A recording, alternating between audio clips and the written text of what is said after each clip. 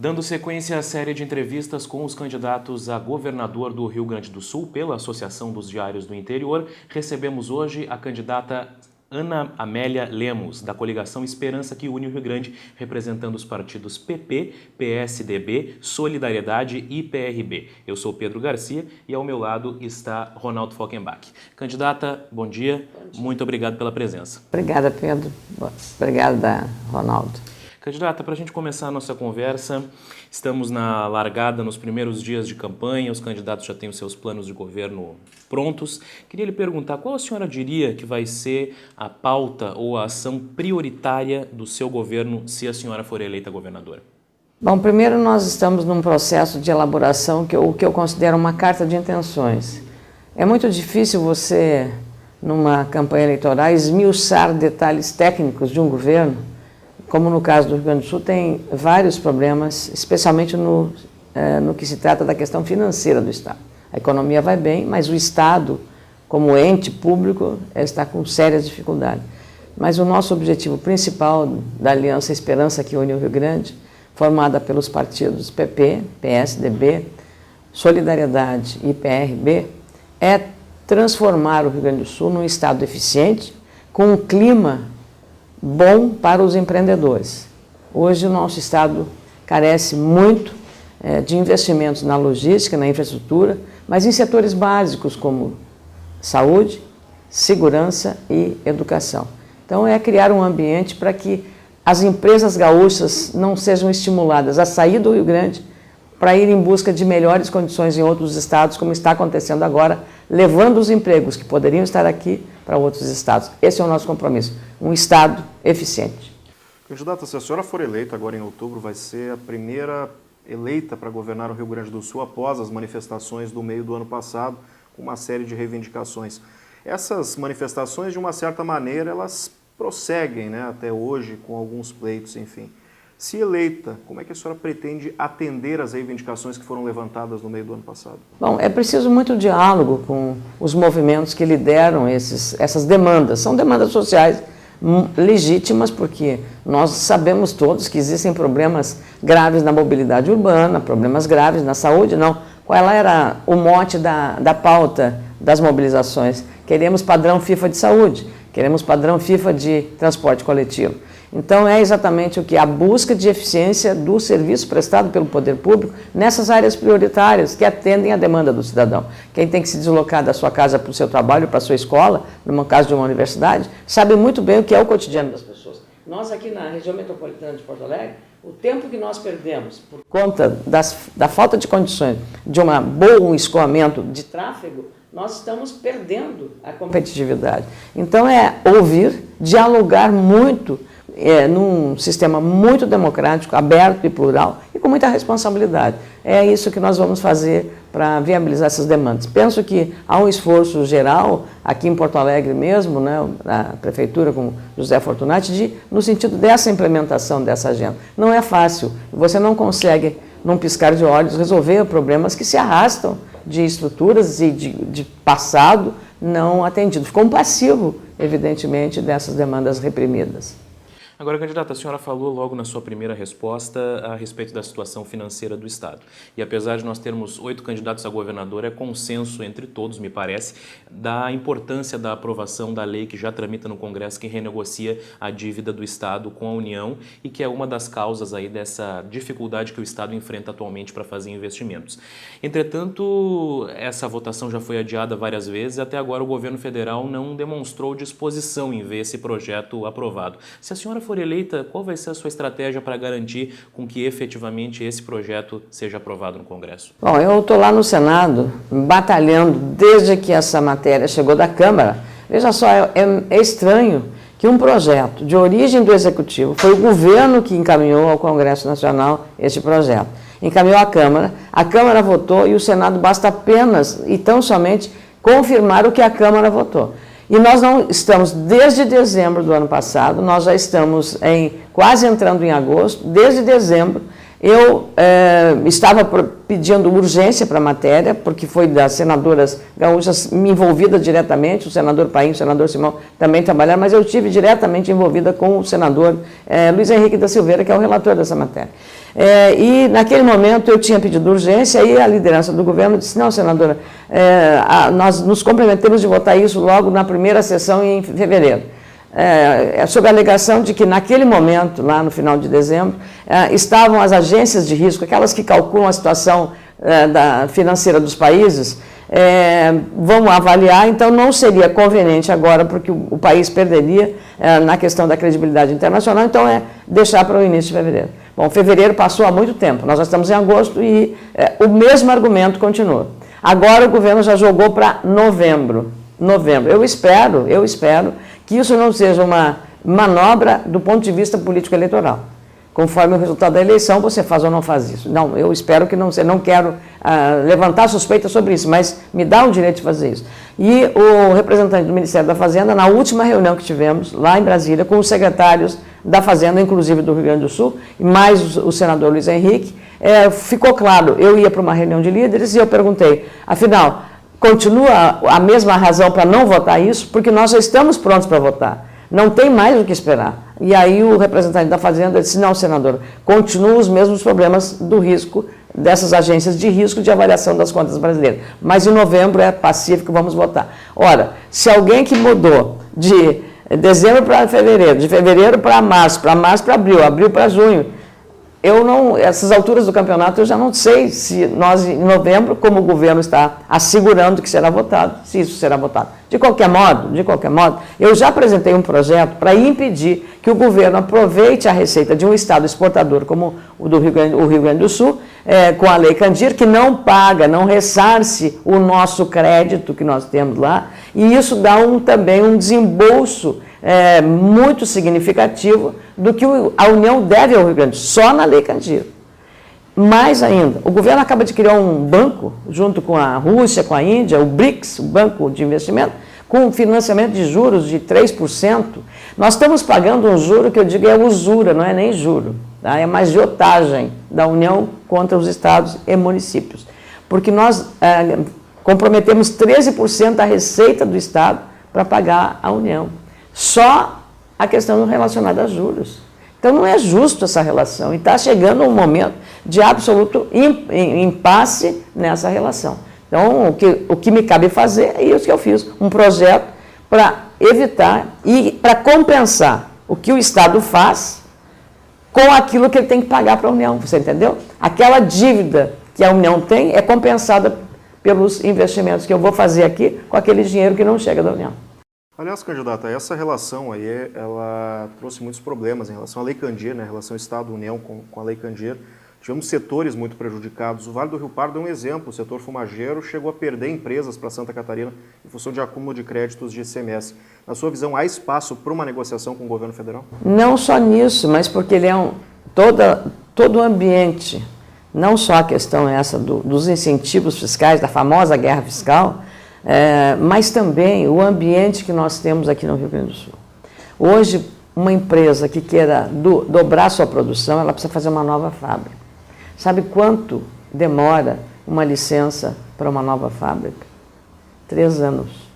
Uma empresa que quer fazer uma nova fábrica, ela quer o quê? Urgência. Sabe quanto tempo demora uma licença em Santa Catarina e no Paraná? 1 mês.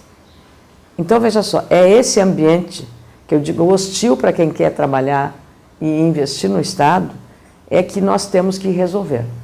Contando com o apoio dos nossos especialistas, da FEPAM, de todos os órgãos responsáveis, reforçando as suas equipes. Eu sei hoje que tem problemas estruturais muito grandes. A FEPAM precisa de um laudo da bacia hídrica de uma região, Rio Pardo, que você citou, ou de Venâncio Aires, ou de Santa Cruz do Sul, e ela não tem esse laudo. Então, ela depende disso. Então, o Estado está, digamos, desfalcado, fragilizado nessas estruturas de informação. Ora, nós estamos no século XXI. Como é que você não vai ter à disposição, hoje com o Google, com todas as coisas, com todos os sistemas de informação, mas porque o Estado não se preparou para ter esse grau de agilidade das informações necessárias do ponto de vista técnico para a concessão de uma licença. Então, é um conjunto de obstáculos que o empreendedor enfrenta, agravado, claro, pelos incentivos fiscais. Hoje nós estamos acabando com os incentivos fiscais, que não é bem acabando, que o Supremo diz que são inconstitucionais. Então, para não criar um ambiente também de insegurança jurídica, o que nós estamos fazendo? É fazendo uma espécie de validação, né, que ele chama-se de remissão, não é convalidação, porque a palavra não foi aceita, uma remissão disso, definindo um prazo a partir do qual não mais haverá incentivo, apenas para assegurar esse direito que a empresa recebeu. Não foi ela que pediu, ela recebeu do Estado, né, o incentivo. Então, é uma situação extremamente, digamos, insegura para o empreendedor por conta dessa situação da legislação pouco clara em relação aos incentivos fiscais e também às desonerações. Ainda sobre economia, candidato, o que a gente observa historicamente, nos últimos anos não é diferente, é que o desempenho econômico do Estado como um todo é fortemente ligado ao desempenho da agricultura, né? Nos anos que nós temos uma safra boa, os números do Estado são bons. Nos anos em que a safra sofre algum tipo de problema e não tem um desempenho tão bom, os números do Estado como um todo caem. Ao mesmo tempo, a agricultura está muito suscetível ao clima, né? Então, nos anos que nós temos um período de estiagem prolongada ou chuvas muito fortes, o desempenho da agricultura cai e o Estado como um todo cai. Como proteger a agricultura de forma que o Estado como um todo não saia prejudicado e não fique tão suscetível a, digamos assim, às vontades de São Pedro? Você parece que mora em Não Me Toque, ou mora em Panambi, ou mora em Passo Fundo, na minha Lagoa Vermelha, porque conhece, ou na região mesmo fumageira. Faz uma avaliação absolutamente correta. E talvez pela vocação dos jornais que nós temos no interior, porque são um reflexo direto dessa realidade. Eu costumo ter uma frase que diz: quando o campo vai bem, a cidade vai bem. E essa realidade é a realidade do nosso Estado. Ignorar a importância da produção agropecuária no nosso Estado é ignorar a própria história do Rio Grande do Sul, primeiro. Segundo, é ignorar também o peso que a agricultura familiar, a agricultura empresarial, como queira, a agricultura exportadora, como queiram, o setor de carnes, de proteínas animais, representa para a nossa economia. Então, no crescimento do nosso PIB, o peso maior, você disse muito bem, foi dada ao desempenho das nossas safras e da nossa produção agropecuária.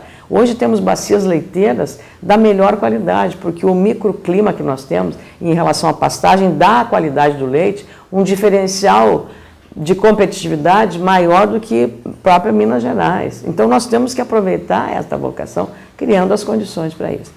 O que nós temos hoje? Uma deficiência, no caso do tempo, o clima, em relação à irrigação. Então, governos têm sucedido, oferecido, só que, de novo, esbarra. Foi criado um programa para a irrigação, o agricultor vai lá e compra todos os equipamentos necessários, o motor, compra os canos para a água seguir conforme o sistema de irrigação, porque existem vários sistemas de irrigação. E o que acontece? Quando ele vai ligar, não tem luz, não tem energia suficiente. Nós não temos a capacidade de gerar. Então, veja, como eu estava falando antes, na primeira resposta, é um processo de cadeia de deficiências que nós precisamos resolver. E a luz também compromete, porque nós temos algumas questões, temos que ativar muito a CE tem que ter maior protagonismo, oferecer mais, ampliar a sua rede de oferta de energia no Estado, aproveitar as fibras ópticas que nós temos da rede para as telecomunicações. Nós temos que criar uma condição de um desenvolvimento que o Estado, como eu disse antes, que as empresas não fujam do Rio Grande. Se você viaja para o Brasil inteiro, aonde você for, vai no sul do Piauí, onde tem muita água, vai na Bahia, vai em Rondônia, vai no Acre, vai no Centro-Oeste, Mato Grosso do Sul, Goiás, Tocantins, o que você vai ver? Toda a fronteira agrícola, sabe quem fez? Os gaúchos. Você vê gaúcho de tudo que é lugar. Cidades que têm 90% da população são de gaúchos. Cidades com 20 anos, 25 anos, tem 30 mil habitantes. Chapadão do Sul, no Mato Grosso do Sul, eu visitei. É impressionante. Leva tudo, os hábitos, o CTG, o churrasco, tudo leva para lá. E é uma riqueza que nós estamos perdendo. A riqueza da sua gente, dos seus empreendedores. Aí você chega lá, eu fui em Rio Verde, em Goiás, nova fronteira agrícola. Aí encontro, senador, eu sou seu conterrâneo do Rio Grande do Sul, de Lagoa? Não, eu sou de Coronel Bicaco. O que você faz aqui? Eu sou o maior produtor de milho no Goiás, em Goiás. Gente, é um talento que nós mandamos embora. Esse é o problema. Então, a energia, no caso do clima, as condições de irrigação, um zoneamento agrícola bom e uma extensão rural adequada. Nós estamos assim, temos os nossos órgãos, a Embrapa, que é fantástica, temos no caso do arroz o IRGA, aqui no Rio Grande do Sul, que precisa também ser melhorado na sua disseminação de cultura, mas nós temos que pegar a extensão rural, a Emater, que vive um drama, que vocês acompanham também, porque a Emater está em todos os municípios do Rio Grande do Sul, com um trabalho espetacular, judicializada com risco, né, e a gente trabalhou muito para defender e sobrevivência da Emater. A Emater tem um papel relevante na disseminação daquilo que os acadêmicos, né, que os cientistas descobrem na pesquisa da Embrapa. Nós temos 4 Embrapas no Rio Grande do Sul, uma de pecuária lá em Bagé, temos uma de uva e vinho em Bento Gonçalves, temos uma de clima temperado em Pelotas, a questão das frutas, e temos uma de trigo e soja em Passo Fundo. Então, essas unidades têm feito um trabalho extraordinário de variedades que sejam adaptadas ao nosso clima. Nós temos que aproveitar este conhecimento, disseminando através da extensão rural, que é Emater, e agora o governo federal criou também uma empresa, a Anater, uma empresa nacional, federal, que é exatamente para isso, porque não adianta você ter o conhecimento se ele não chega na propriedade do pequeno agricultor, do agricultor familiar ou do médio agricultor. Candidato, até aproveitando a pergunta do Pedro sobre agricultura ainda, a senhora falava que o Rio Grande do Sul não pode perder talentos. E qualquer levantamento hoje que envolve o setor primário, a gente percebe que o campo está envelhecendo, os jovens não estão mais permanecendo no meio rural. De que maneira que a senhora pretende atuar para tornar o campo mais atrativo para que o jovem permaneça dando continuidade ao setor? E por que o jovem sai do campo? Porque não tem internet. É uma coisa simples, não tem internet. Ele não tem acesso àquilo que um jovem numa cidade aqui tem, liga, aperta um botão, está com acesso a tudo que é informação, a lazer, ele pode se produzir vídeos, mandar, fazer, ele não pode. É uma coisa singela, mas no século XXI você hoje é a forma de você se comunicar, de você estar interagindo, de você estar conectado. As condições também, evidentemente, de você criar programas de profissionalização desse jovem, para que ele assegure uma renda, porque o que ele passa a ser? Um dependente do pai e da mãe. E aí as famílias que têm já aquela cultura, ele na verdade ele não é remunerado, porque a família entende que ele está ajudando a construir o patrimônio. O fato de ele não ter como é que se diz, a mesada ou o que seja o que for, o dinheiro dele, para ele comprar uma calça jeans, para ele comprar um aparelho de som, um iPod, comprar qualquer coisa. Mas o que adianta ele comprar o bem se ele não pode usar? Você entendeu? Então, nós estamos limitando, e você disse bem, envelhecendo a nossa população do interior. Quando nós podíamos desenvolver muito, muito a pequena agricultura familiar, com a produção essa caseira, que está fazendo tanto sucesso, dos alimentos orgânicos. Olha, a gama é enorme, mas nós não temos hoje a condição de oferecer essas facilidades de acesso à informação. Num toque apenas ou num celular, ele pode acessar, mas ele não tem acesso, não tem serviço. Os caras na televisão já estão fazendo o selfie, né, que é a foto aquele, a TV está botando aquilo que ele não tem acesso de fazer. Ele poderia mostrar também o que ele está fazendo, não pode, porque ele não tem serviço, o celular dele não tem serviço na região. E olha, não estou falando dos confins do Rio Grande, eu estou falando em áreas como perto de Venâncio Aires, perto de uma região central, de uma região altamente desenvolvida, que é vocação exportadora. 85% do fumo produzido no nosso estado é exportado. Então, ou seja, tem que estar conectado, tem que ter informação. O próprio agricultor tem que estar sabendo, embora seja uma produção integrada, é uma realidade dele. Então, você tem que criar esses mecanismos para fortalecer um ensino técnico de qualidade, que ele tenha mais voltado ao setor, fazer interação com os mecanismos de apoio do governo que tem, Senar, que faz isso para profissionalizar, pegar tudo, as escolas, as universidades, as comunitárias, Passo Fundo tem, Erechim tem, Ijuí tem, Santa Cruz do Sul tem. Por que nós não pegamos essa universidade, esse centro de excelência para ajudar a criar esses programas? Nós temos que fazer essa integração, temos que buscar a excelência, com a ajuda dos nossos jornais também. Mudando um pouquinho de assunto, candidata, cada vez mais presente no debate eleitoral brasileiro a necessidade de um manejo mais rigoroso dos recursos públicos. E é cada vez mais presente na pauta de candidatos propostas de redução do custo da máquina estatal. No seu programa de governo, isso está previsto e, em caso positivo, por onde a senhora começaria esse enxugamento da máquina pública? Bom, nós temos no Rio Grande do Sul 29 secretarias.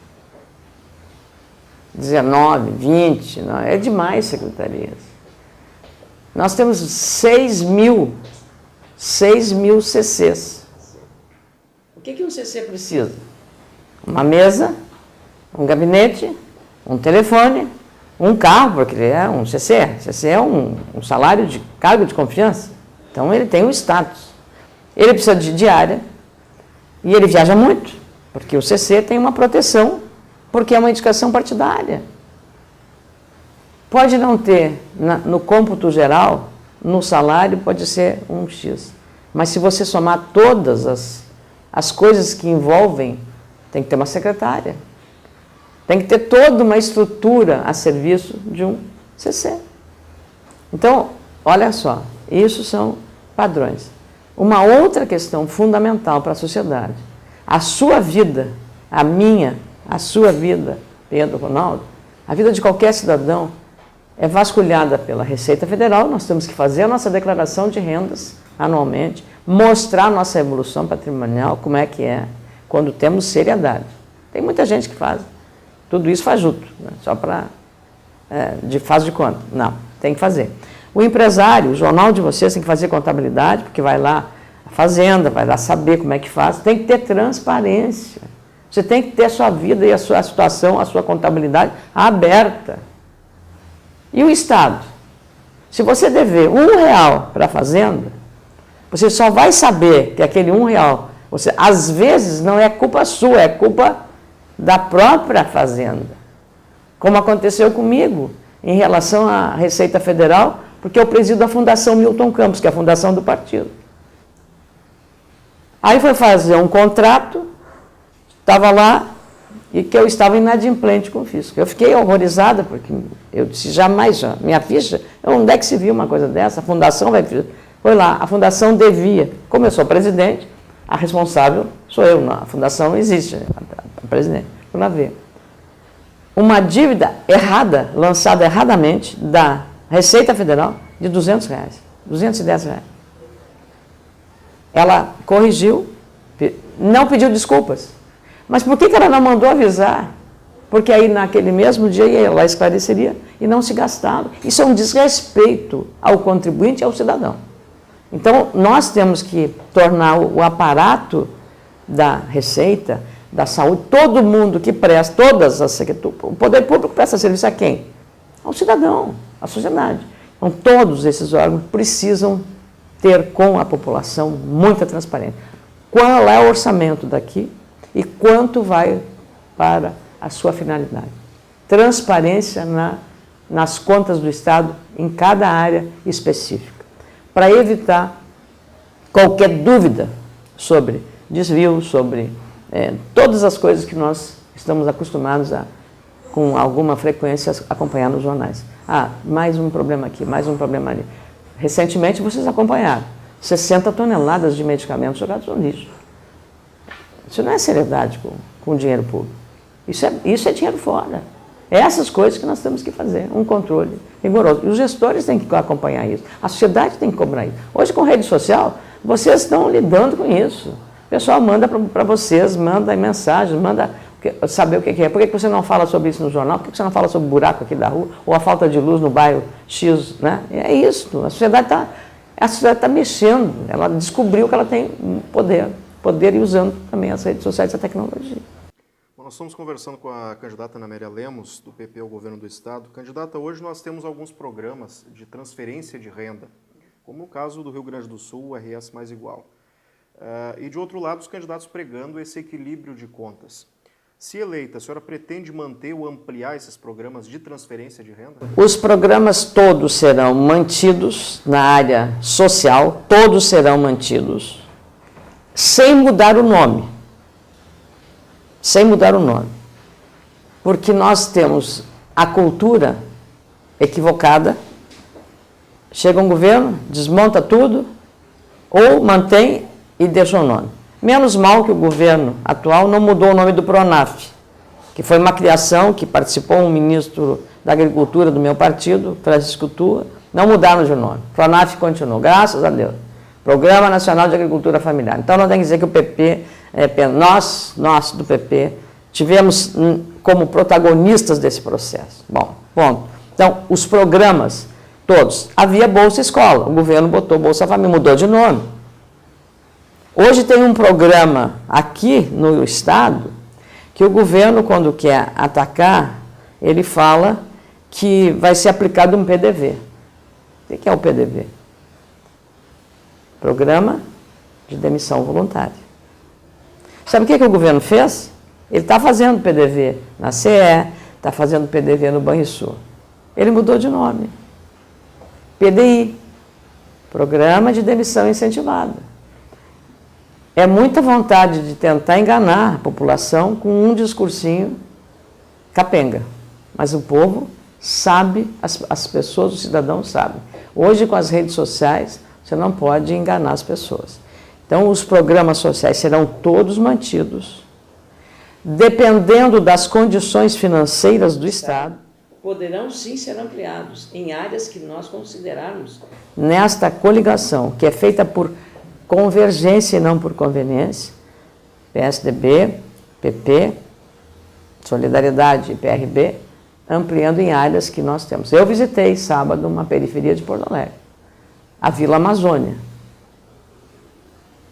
A realidade ali, nua e crua, como aquelas pessoas estão vendo nas barbas do poder, abandonados à própria sorte. Então, o poder público precisa estar mais presente. Os desafios são muito grandes, mas nós não vamos fazer aquilo que essa cultura equivocada da nossa política faz, que é de cada governo muda tudo, troca tudo. Não, manter com os mesmos nomes. Acho que é um compromisso com a sociedade, é uma questão de seriedade. Não interessa, foi feito por A, B ou C, partido tal, partido C, não interessa. Nós temos que ter respeito. Eu acho que quando você fizer isso, a sociedade vai dar um outro valor à classe política.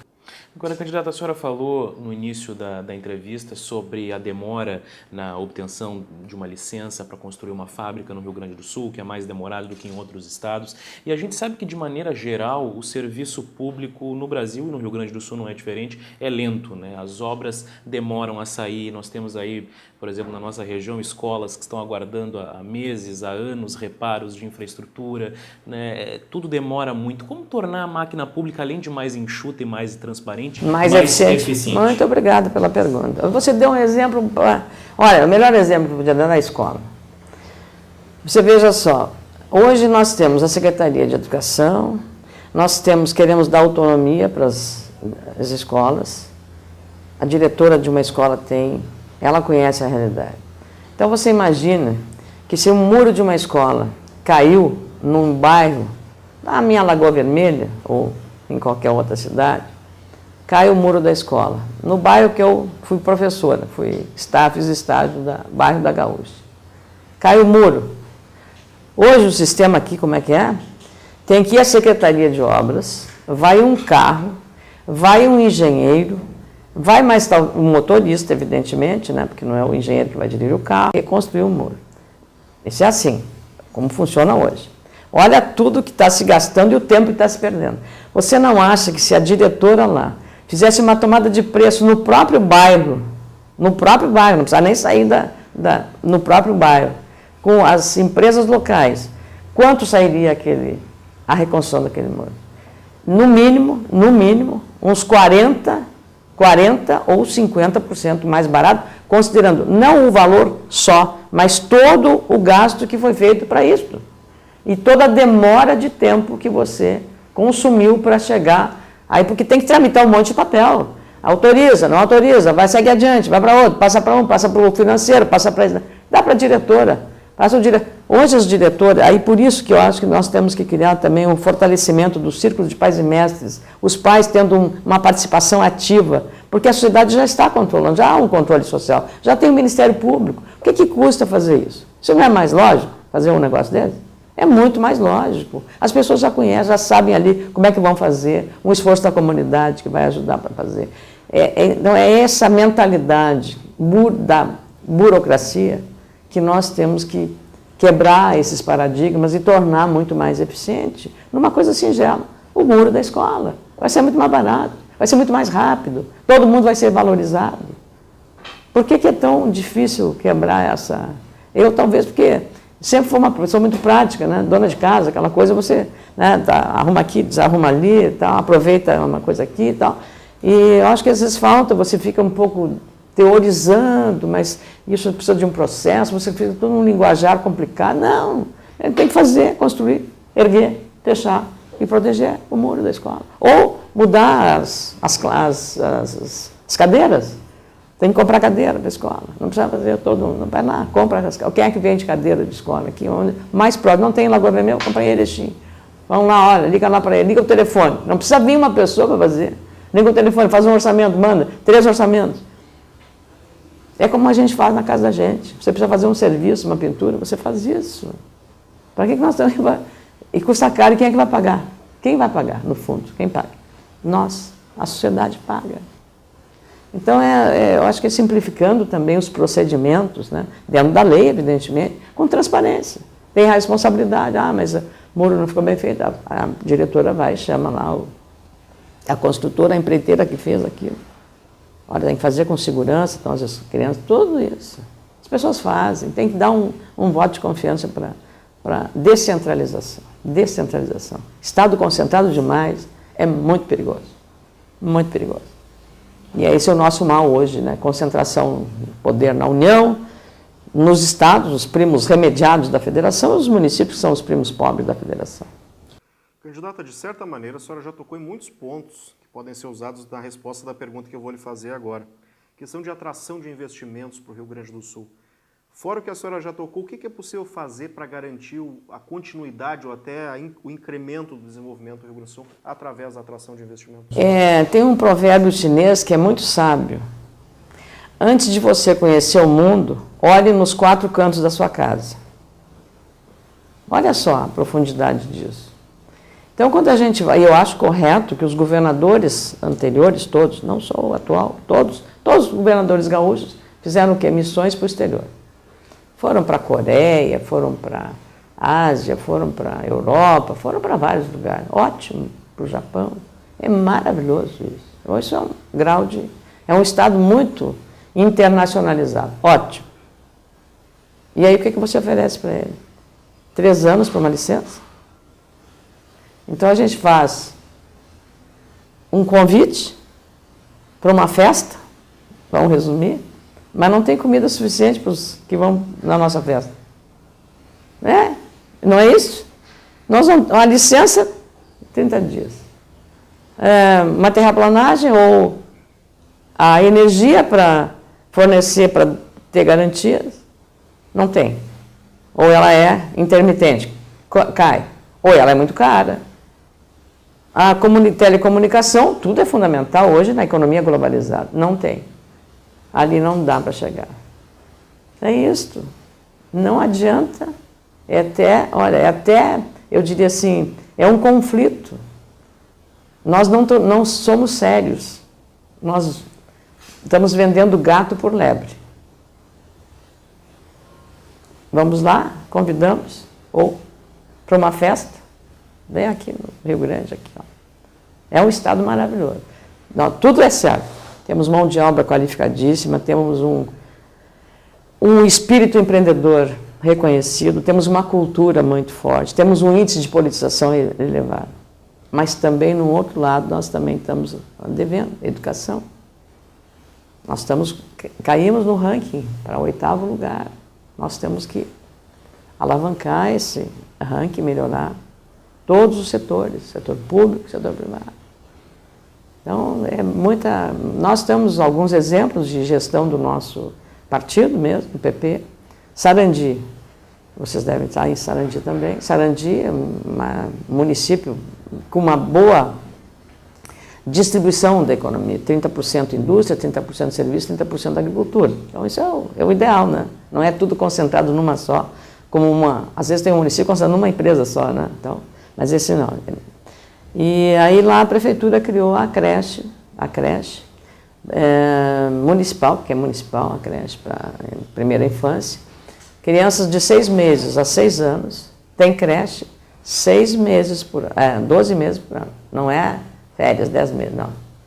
12 meses por ano, ou seja, o ano inteiro tem.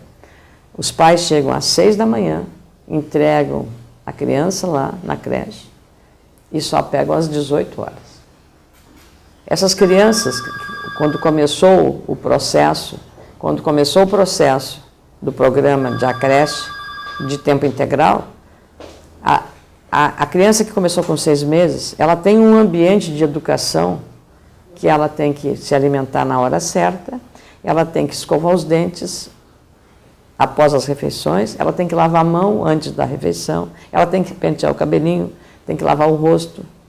Esses hábitos, que são hábitos de prevenção também de saúde, são levados para casa, porque essas crianças, muitas delas, são da periferia mais pobre, que os pais, a mãe trabalha, é operária numa fábrica de calçados, ou de confecções, ou de móveis, como tem lá muito. Então, essa criança leva aqueles hábitos que ela aprende ali na creche para a sua casa. E isso está mudando. Os relatos que nós temos lá são maravilhosos nesse sentido. Então, vê a relevância que tem, porque ela é um irradiador de educação e de bons hábitos, de prevenção de saúde, né? A limpeza, ela vai lá, é tudo organizado. Eu fiquei encantada de ver. E as crianças estão num ambiente que se chegar um adulto e o que ela estiver fazendo, ela não levanta a cabeça, ela continua concentrada no trabalho que ela está fazendo.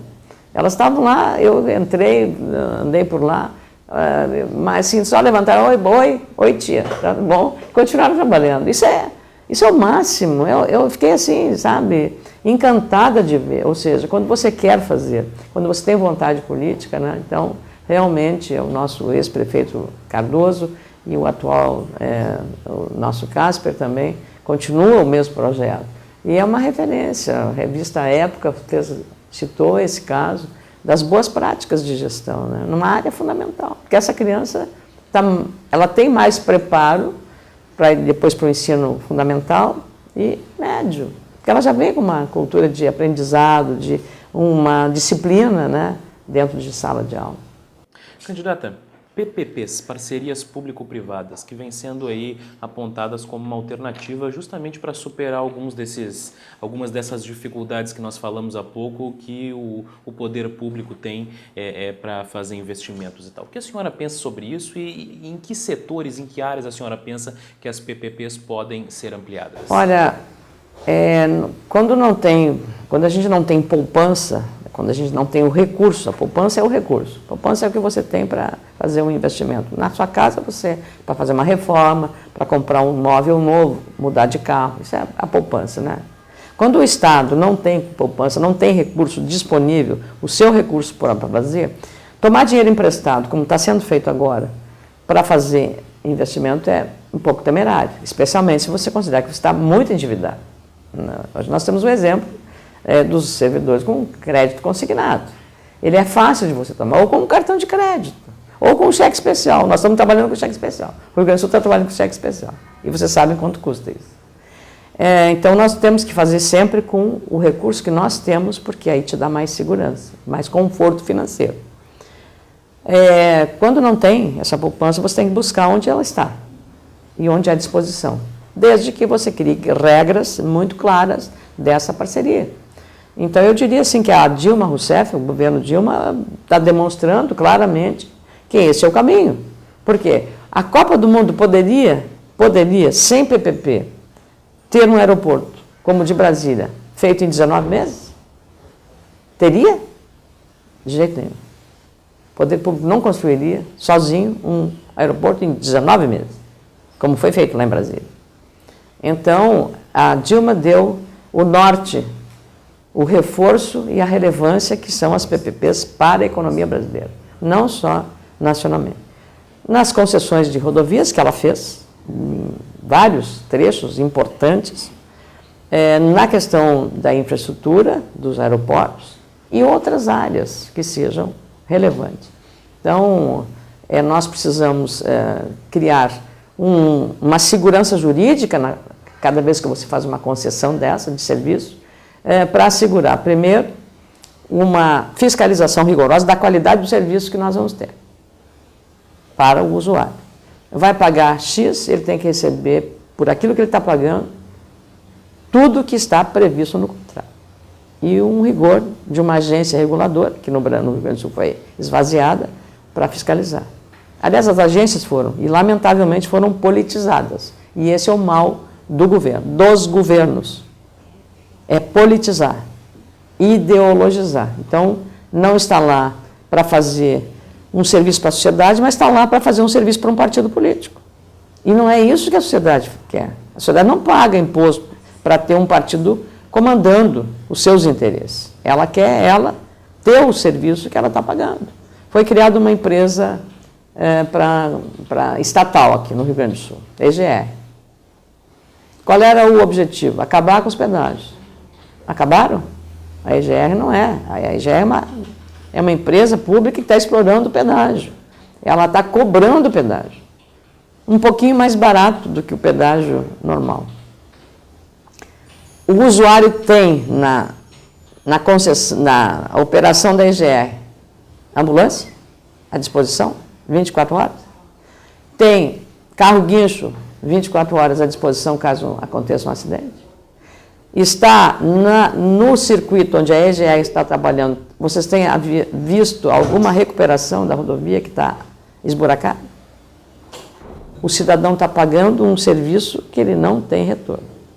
Por isso, o Ministério Público, muito adequadamente, foi lá para fechar alguns que não estavam tendo retorno. Então, você não pode cobrar por alguma coisa que você não recebe. Não adianta você ir numa farmácia, pagar por um remédio e dentro da caixa do remédio não tem nada. Você volta imediatamente, peraí, você me enganou, não tem aqui não tem remédio. Me dá, troca a caixa. É isso, nós estamos recebendo uma caixa vazia de alguma coisa que nós pagamos. Então, esse é o problema. Mais ainda, você criou uma empresa estatal, na constituição dela, de economia, da natureza jurídica dessa empresa, que ela tem que pagar impostos, como as empresas SAs, economia mista. Então, do lucro que ela teve de 30 milhões, 20 milhões foi para Brasília. Dinheiro que está faltando aqui no Rio Grande. Olha, com esses 20 milhões dá para fazer algumas coisas. Então, a gente tem que pensar com racionalidade. Por que é o estatal? Você podia ter feito e o custo maior de você romper um contrato que está em vigor. O prejuízo também que isso vai demandar, do ponto de vista jurídico, foi violado, foi uma quebra unilateral de um contrato. Eu tenho um contrato contigo, não, enfim. E aí você vai ficar satisfeito? Não, eu vou questionar o meu direito na justiça. É assim, no Estado democrático de direito, é assim que se faz. Então o Estado ainda vai pagar, porque, sem dúvida, o concessionário que ainda tinha um prazo de serviço vai fazer. Nós vamos fazer com regras muito claras, tudo que for feito nas parcerias, tudo que for feito, nós vamos ter uma regra bastante rigorosa, mas uma coisa também muito transparente. Quanto custa, quanto vai ser pago. E fiscalizar isso. Então não tem como. A Dilma, como eu disse, fez a referência sobre a questão das concessões. Candidata, já que a senhora tocou no assunto, eu vou até antecipar essa pergunta, que envolve justamente a empresa gaúcha de rodovias criada no ano passado e que hoje administra os polos que até o ano passado eram concedidos à iniciativa privada. Se eleita, a senhora pretende manter, alterar a EGR? Qual a sua proposta para esse Nós temos alternativas. Nós temos uma alternativa, o DAER modernizado, não com a estrutura que está aí, mas um DAER bem mais eficiente, com a valorização dos seus engenheiros, dos seus técnicos, fazendo o serviço. Ou então alterar a natureza jurídica da EGR. Mudar a natureza, para que ela não pague esse imposto do jeito que é. O DAER não paga imposto, não pagará imposto. Então, nós temos que ter uma lógica de funcionalidade, de funcionamento, de eficiência e de resultado. Porque do jeito que está, eu acho que É pouco inteligente você usar um recurso que é escasso para não prestar um serviço adequado à população, quando você poderia fazer isso de uma maneira mais adequada e mais correta. Candidato, uma outra questão bastante delicada e que é um dos pontos-chave desse debate eleitoral esse ano aqui no Rio Grande do Sul, que é a relação entre o governo estadual e o magistério. Nos últimos anos, essa relação foi pautada principalmente pela reivindicação da regulamentação do piso nacional da categoria, que o Estado ainda não fez. O governo atual alega que o indexador da lei inviabiliza que o Estado, e assim como acontece em outros estados, de fato faça o pagamento integral do piso em função do efeito que se ia ter num plano de carreira, enfim. Se a senhora for eleita, vai ser possível pagar o piso da forma como está previsto na lei hoje? E já lhe pergunto qual vai ser o seu compromisso em relação à política salarial do magistério. Pedro, eu não posso cometer o mesmo equívoco do atual governador. Não esperem de mim promessas que serão impossíveis de cumprir. O meu compromisso é de fazer um esforço enorme com a economia dos gastos em áreas que não são essenciais, a redução de secretarias, um esforço muito grande para que a lei seja cumprida. No mínimo, honrar o reajuste que o atual governo deu aos professores. Você tem ideia de qual é a dívida do Estado com os professores? A soma total em relação à lei do piso? 8 bilhões de reais. Sabe qual é a receita do ICMS, que é a principal receita do Estado? Pouco mais de 24 bilhões. Só a dívida do Estado. Agora, o que é o estranho é que o atual governo, o governador, foi ministro da Educação. Assinou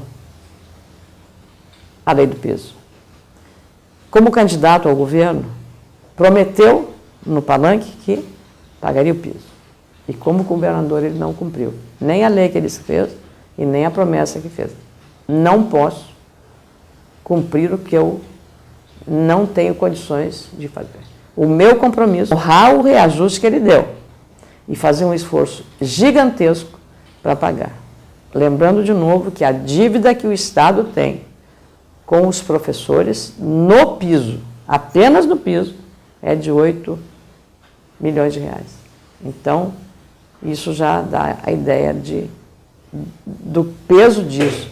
E o próprio governador, não só não fez, mas foi ao Supremo Tribunal Federal para questionar essa questão, invocando e alegando as questões financeiras do Estado.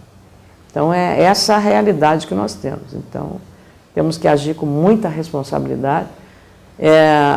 A nova diretoria do CEPERGS, depois da posse, nós pedimos uma agenda, quero conversar com a nova presidente do CEPERGS, não só com o CEPERGS, com todas as outras categorias. Eu pedi também uma reunião com a CUT. O Estado é feito por empreendedores, por trabalhadores, por produtores rurais, agricultura familiar, por todos os segmentos, por instituições, Poder Judiciário, Ministério Público.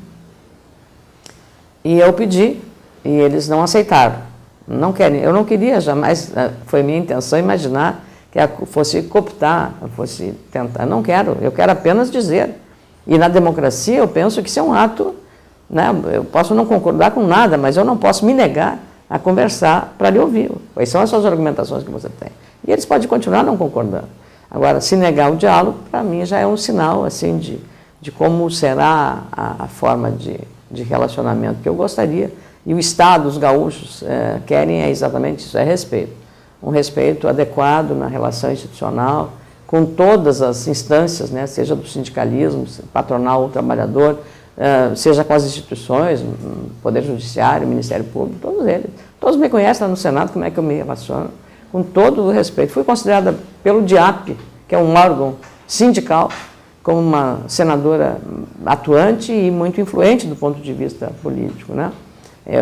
A primeira mulher dos 100 mais influentes do Senado, que 513 deputados, mais 81 senadores, são 600 pessoas. Então, agora mesmo, recentemente, presidi uma comissão mista de uma medida provisória para resolver o problema do endividamento de assentamentos da agricultura, da reforma agrária.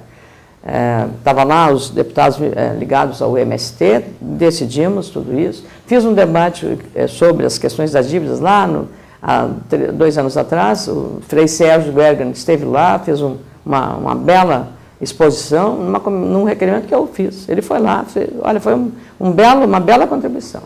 Então, eu acho que a questão da relação respeitosa, ela é melhor para a democracia. Não adianta você recusar-se a ouvir o que uma pessoa tem a dizer. No mínimo, para ouvir. Candidato, ainda a relação entre governo do Estado e funcionalismo. Hoje o IP enfrenta um grave problema em todo o Estado, de médicos pedindo descredenciamento, de especialidades que estão descobertas, dificuldade de atendimento. Vale do Rio Pardo é um exemplo, outras regiões do Estado também. O que a senhora pretende fazer para recuperar o poder de atendimento do IP? Nós temos hoje na nossa agenda, 53% da folha são inativos. Então, o IP é o órgão importante. 53% da folha que nós temos, 53, quase 54 são inativos. E 47, quase 48 são ativos. Então, hoje na nossa folha, o número de aposentados é maior do que os trabalhadores da ativa no serviço público. Como o Estado está tendo um fator positivo, que é o aumento da longevidade, isso tende a se ampliar. Isso é positivo. Nós temos, como reflexo disso, também um aumento do tempo de ocupação das nossas UTIs por pessoas de mais idade. Então, nós temos que, na saúde, criar alguns mecanismos de fazer um atendimento em casa daquelas doenças crônicas para que a UTI não fique superlotada como agora.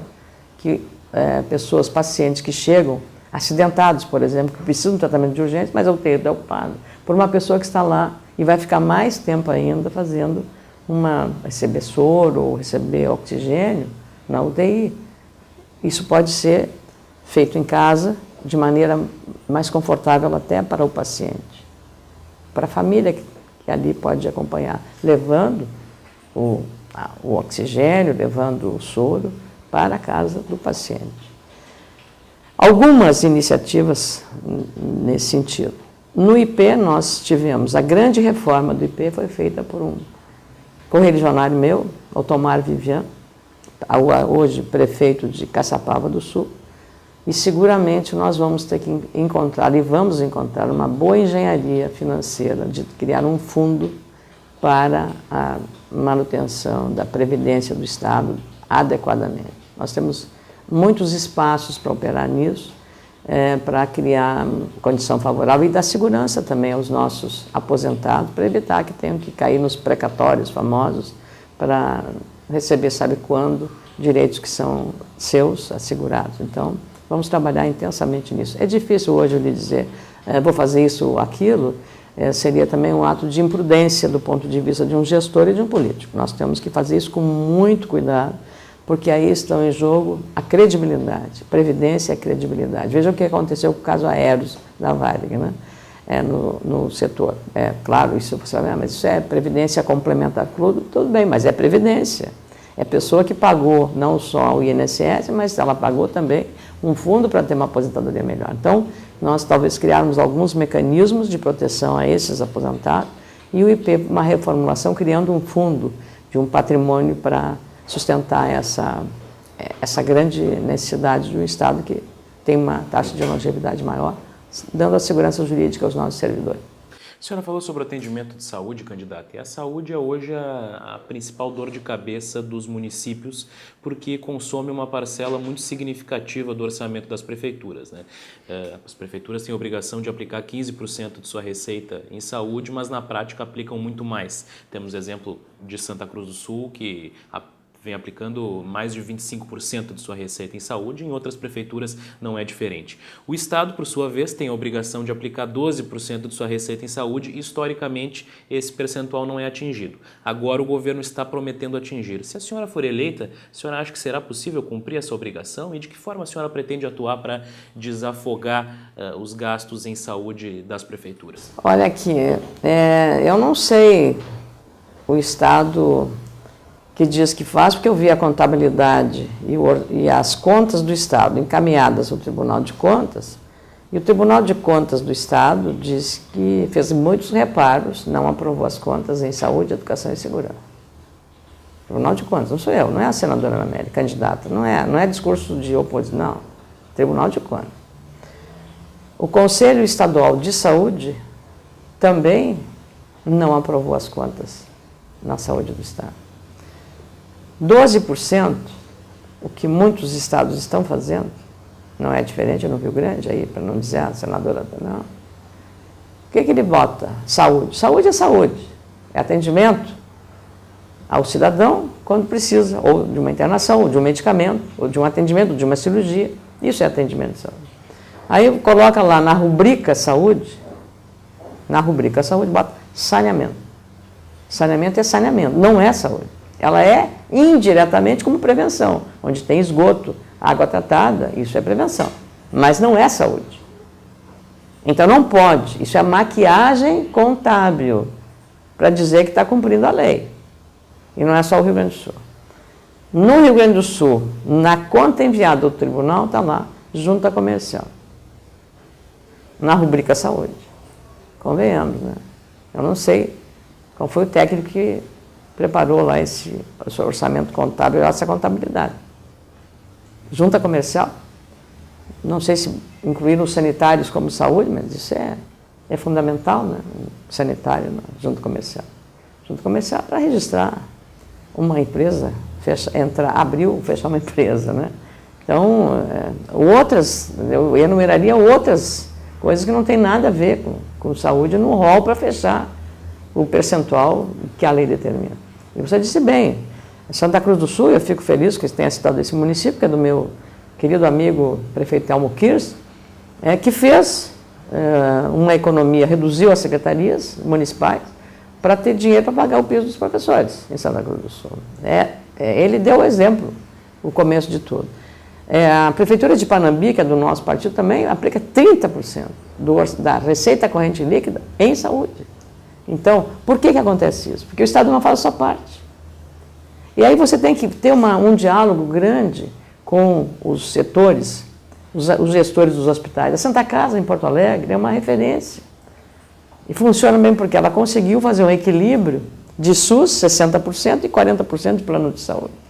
Mas se o Estado consegue, se as verbas federais que nós damos nas nossas emendas parlamentares para a Santa Casa, para ampliar o seu hospital, Santa Clara, nós temos ampliação do recurso. Uma outra questão que nós temos que pensar muito é na descentralização. Tudo está em Porto Alegre, ou no centro, Passo Fundo, ou em Pelotas, Rio Grande, ou Santa Maria. Nós temos que dotar as regiões para evitar a ambulancioterapia. É o mais comum. Então, a primeira claro, o prefeito é pressionado porque as pessoas moram na cidade. E as cidades são pequenas e médias, a maior parte delas. Então, pressionar. Canoas, administração do PT, mas a vice-prefeita nossa, do partido, a Beth Colombo, e ela que cuidou da área de saúde. Canoas deixou de figurar no mapa das crises da saúde. Encontramos mecanismos, a gestão que está sendo aplicada de hospitais particulares com o seu conhecimento e a sua informação na gestão, que isso é muito importante. A gestão é a receita e o que gasta. Um controle rigoroso disso. Então, a gente está esquecendo da gestão para qualificar o atendimento para as pessoas que vão lá com necessidades grandes, né, de cirurgias adiadas, em todas as áreas, né? Então, essa é uma área, digamos, prioritária, que a gente vai ter uma interlocução grande com as redes. As universidades comunitárias, em geral, também têm as suas unidades, as suas faculdades de medicina. Nós vamos criar uma integração maior, aproveitando, é uma grande energia que nós temos. Se você traz médicos cubanos, e aí eu não discuto a iniciativa, que é importante resolver o problema, tá? Por que não valoriza esses profissionais das universidades que estão nas comunitárias fazendo, né? Caxias, Passo Fundo, agora espero que brevemente Ijuí também tenha o seu curso de medicina, com esses jovens que estão fazendo. Existem muitos hospitais comunitários funcionando muito bem, em vários locais, com a ajuda da comunidade, com bons gestores, né? As pessoas que são voluntárias, né, no sistema, e valorizar o sistema também do voluntariado.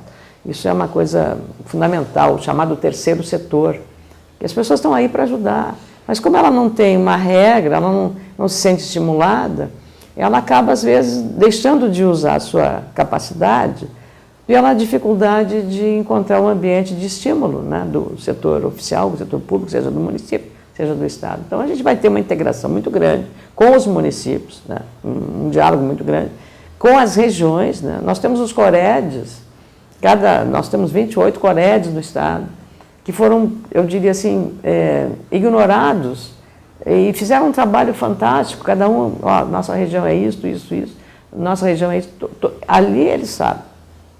Não adianta, né? Quem conhece a realidade é quem vive no local. Então, cada um tem a sua, digamos, a sua solução para aqueles problemas, as suas reivindicações. Então, conversar com os COREDs, fortalecer os COREDs, o que é o CORED? É a descentralização. O Estado muito concentrado, volta à história, é perigoso. Então, tem que descentralizar para torná-lo mais eficiente. Não precisa uma pessoa para ter uma informação ou um documento, um atestado, vir a Porto Alegre. Por que ela não recebe lá, na superintendência local onde ela mora? Hoje, com o computador, você não opera o banco de onde você está, no seu telefone de celular, que é muito mais sério, né? Mexer na sua conta. Nós temos que fazer uma viagem de Uruguaiana a Porto Alegre. Então, essas coisas, até com a relação com a fronteira, no caso, eu trabalhei muito em saúde, trabalho lá no Senado. Hoje, por exemplo, uma pessoa de Santana do Livramento, que precisa fazer uma hemodiálise, ela tem que vir ou a Santa Maria, ou a Pelotas, ou a Porto Alegre. E do lado ali, atravessando uma rua, tem um hospital uruguaio, em Rivera, que poderia prestar esse serviço. Que Mercosul é esse que impede a gente fazer essas coisas? Eu pergunto a você. Que Mercosul é esse? Mercosul, para mim, só existe na hora que as coisas forem facilitadas do lado de lá e do lado de cá. Que a gente não haja digamos assim, um desregramento. Não, uma regra, mas isso para mim é uma coisa muito prática. Os alunos que queiram aprender português vêm estudar nas nossas escolas, ou nós que queremos aprender espanhol, vamos estudar não com uma professora de espanhol, numa escola gaúcha, mas atravessar a rua e ir na escola, numa determinada hora do dia, aprender espanhol. Sabe, eu vejo o lado sempre das soluções e não da dificuldade, né? Nós costumamos, na burocracia excessiva que nós temos, lamentavelmente, eu digo cartorial, ainda gostar muito de carimbo, muito de coisa, né? Tem que registrar em cartório e tal. Sempre uma permanente desconfiança do cidadão. Então você tem que fazer tudo aquilo. E às vezes aquilo tudo é fajuto, né? Bastante carimbo falta. Candidata, a senhora falava dessa preocupação aí na saúde sobre os hospitais também, né? A gente percebe que tem muitas casas de saúde hoje afogadas. Chega essa época de inverno, os atendimentos aumentam, há superlotação. O que a senhora pretende fazer para aumentar a quantidade de leitos hospitalares no Estado? O que eu lhe falei sobre a questão das UTIs é uma área que a gente tem que olhar. E os leitos é na descentralização, às vezes não necessariamente, porque aumentar leito, aumentar o número físico, é fácil. Não é uma coisa do outro mundo. O problema é o custeio, é o médico, é o enfermeiro, e a equipe, é todo o recheio que precisa para isso. Então, aí você entra num lado mais complexo. Então, aumentar o espaço, não há muita dificuldade. A questão é como você vai fazer o custeio desse sistema. E hoje todas as UTIs aqui no Rio Grande do Sul, eu, casualmente, quando estava, lamentavelmente perdemos o nosso querido amigo Adão Oliveira, jornalista, colunista, eu fui visitá-lo, ele estava na UTI do Hospital Moinhos de Vento, todas as UTIs ocupadas, nessa época com essas doenças respiratórias. Qual é o problema? Queda de oxigênio. A pessoa precisa estar ali, é uma doença crônica, então desafoga.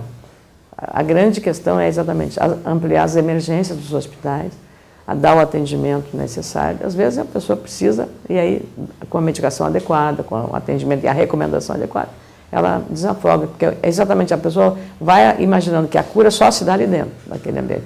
Eu sou autora de uma lei que já está em vigor, da quimioterapia oral. O que é a quimioterapia oral? É tratar o câncer com comprimido. Você não precisa fazer aquela uma intravenosa e lá ficar no hospital com todo aquele aparato, correndo risco, porque a pessoa que está com câncer, ela está com imunidades baixas, correndo o risco de uma infecção, está ocupando um espaço de um hospital, de um ambulatório. Então, tomando em casa aquele medicamento, hoje está, e a tendência cada vez mais é reduzir a quimioterapia convencional para a quimioterapia oral. A medicina está aumentando muito, então eu sou autora, entrou em vigor em maio, a presidente Dilma, para minha alegria, sancionou sem vetos o projeto, chamado da quimioterapia oral, de minha autoria, de 2012, e eu, nesse tempo, consegui aprovar um projeto nas duas casas. Isso é uma coisa, digamos, só esse projeto, claro, tem que lembrar que isso é para pacientes que que tenham um plano de saúde. É o plano de saúde que tem que fornecer. Então, para os pacientes, esse direito eles têm. E também fui relatora de uma outra lei, que determina que o SUS precisa, no caso de câncer, de pacientes de câncer, que o SUS comece o tratamento assim que o diagnóstico é feito, em 60 dias, a chamada lei dos 60 dias. Já está em vigor também, já completou um ano, já fizemos uma análise do que está funcionando, do que não está funcionando e do que precisa melhorar em relação aos 60 dias. O SUS criou algumas exigências que comprometem um pouco a questão porque o câncer, alguns tipos de câncer, eles são muito violentos. Então, se você não iniciar logo o tratamento quimioterápico ou radioterápico, ou mesmo cirurgia, o risco de esse paciente não sobreviver é grande, né?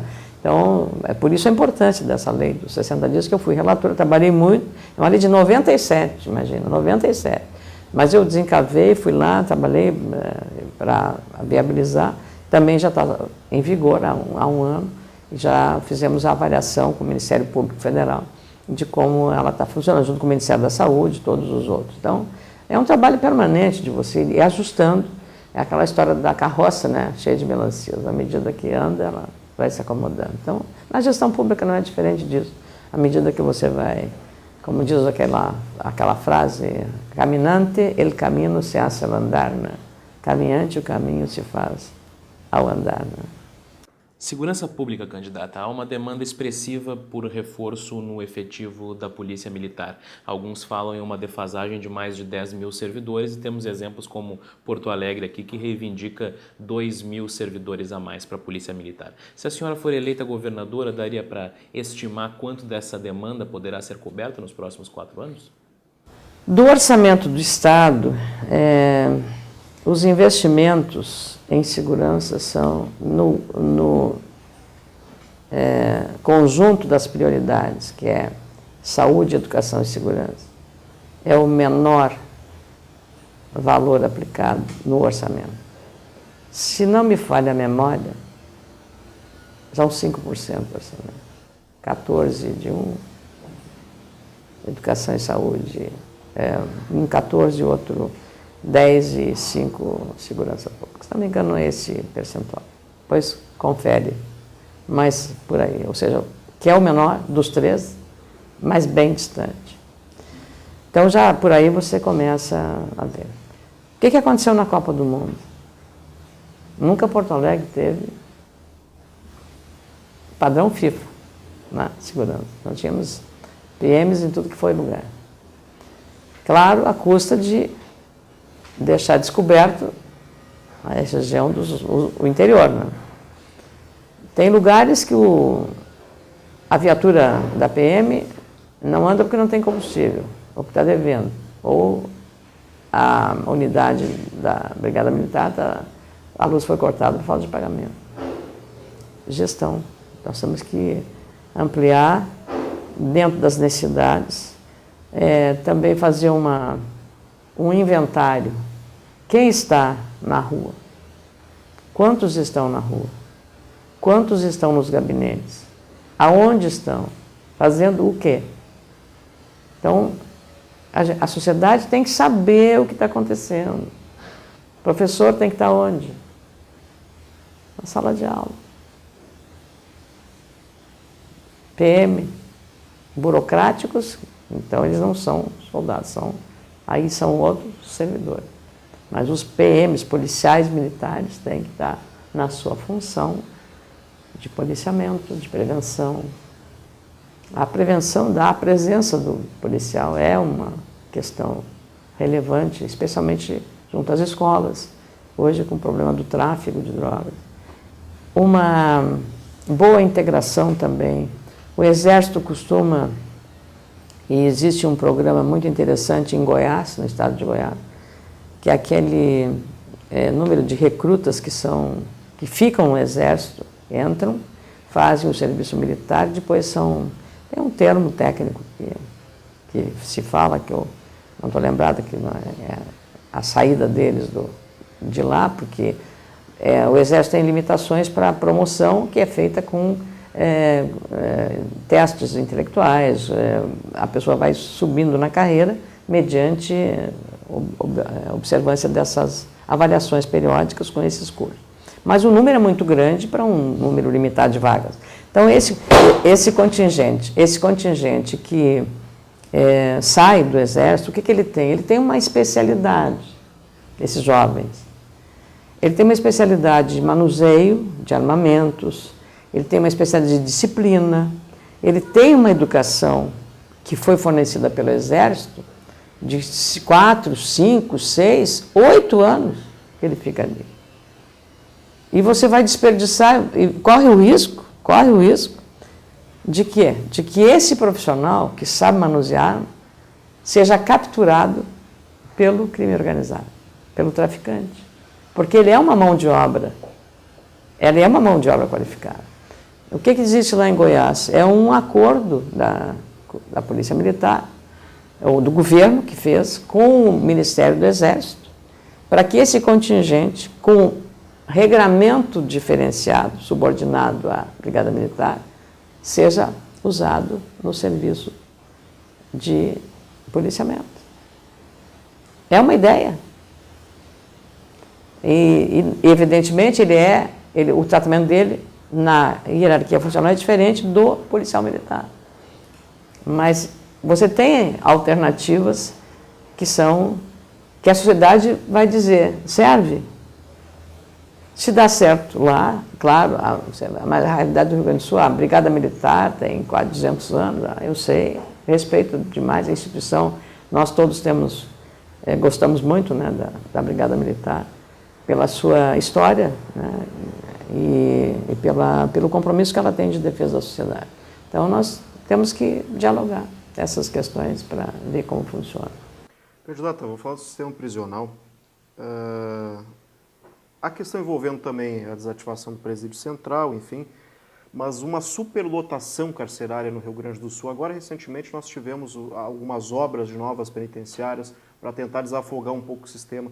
Qual vai ser a sua política, se eleita, para o sistema prisional? Continuar esse sistema de desafogar, de desconcentrar. Tu vê que a concentração é perigosa em todos os sentidos. A concentração do poder, a concentração do dinheiro, a concentração do presídio dos apenados. Motins são muito mais fáceis em presídios superlotados. A questão dos direitos humanos também, do desrespeito. A questão do comando do crime organizado dentro do presídio. Todo dia você está vendo aí. Então, as políticas que estão sendo usadas hoje serão intensificadas, porque do Fundo Nacional, Fundo Penitenciário Nacional, não muito grande o recurso foi aplicado nesse sistema. Então, nós temos que fazer um grande esforço no sentido de otimizar o recurso disponível, tem recurso disponível. Fazer uma interlocução, eu até me surpreendo às vezes, porque falou-se tanto no alinhamento das estrelas, né? E isso a gente não percebeu na prática, essa questão. Um é a dívida, que não aconteceu.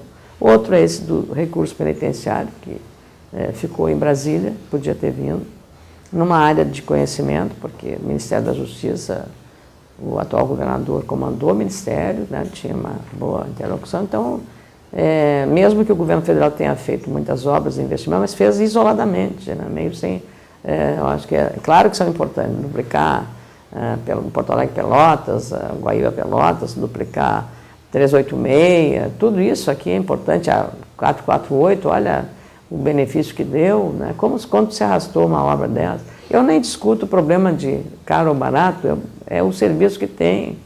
Então, e também não fica assim aquela questão, o cidadão não quer saber se a obra é estadual, municipal ou federal. Quem paga imposto quer serviço de volta. E ele paga muito imposto, né? Então, eu acho que é essa atitude que a gente tem que ter de responsabilidade, seriedade com o recurso público, com transparência e com muita responsabilidade. Candidata, voltando a uma questão que nós tratamos lá no começo da conversa, que envolve as manifestações ocorridas no ano passado no país. Esses protestos tiveram como um dos alvos principais a questão do transporte coletivo e, sobretudo, o preço da passagem, que inclusive vem aumentando além da inflação no decorrer dos últimos anos e consumindo uma parcela cada vez maior do orçamento das famílias. Se a senhora for eleita, o que o governo poderá fazer para minimizar essa situação, ou seja, que a tarifa deixe de pesar tanto no bolso do consumidor? E já lhe pergunto, a senhora acredita que o Estado deve subsidiar o preço da tarifa de transporte coletivo urbano? Ele na verdade, hoje já é, de alguma forma, subsidiado. Tem alguns subsídios, mesmo indiretos, para o sistema. As prefeituras municipais, hoje, e vocês deviam fazer até mostrar isso nos jornais, quantas prefeituras investem para pagar o transporte dos estudantes que saem de Venâncio Aires para ir para Santa Cruz do Sul, para a faculdade, ou que saem de Canela para ir para Caxias, para a faculdade. E a prefeitura é que banca isso.